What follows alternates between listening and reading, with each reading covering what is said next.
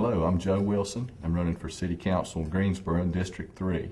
I want to talk to you today about a few things that are important to me. I feel we have real issues in our police department that cause me concern. Some of these things are, of course, the controversy that surrounded David Ray's separation from the police department.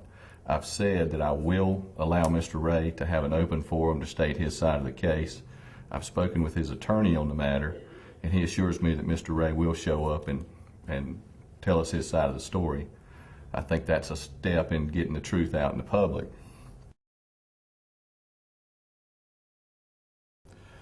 I want our chief of police to acknowledge that he has a serious gang problem. It's been local fodder for media lately, but I don't think Chief Bellamy is telling us the truth about how serious it is and what the potential for it is.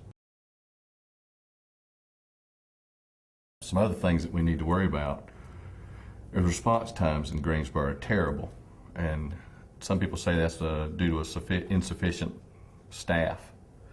We have sufficient staff. We have a situation where when you call the police department, your calls are stacked, and the person on the other end, the dispatcher, will decide what is more important. I personally have been involved in this situation, and it took me 2 hours to get a uniformed officer to the scene of a breaking and entering that I had called in myself. So I want to stop this communication delay and stop stacking calls. No other law enforcement agency around here does it. And I think that we can use sworn officers in administrative positions to get back out in the field while we fill this gap. We're 89 officers short right now, and we're going to have to run a few academies before we can get our police staff up to speed. I'm also going to require the chief of police to release accurate crime statistics. I don't think you're being told what's really going on in your community as it relates to the number of robberies, armed robberies, burglaries, and things of that nature. I'm going to work on bringing that information to you. We're annexing more areas than we have police officers to patrol. I had a talk with a citizen the other day about this very matter, and he said, how are they going to protect us once they annex us?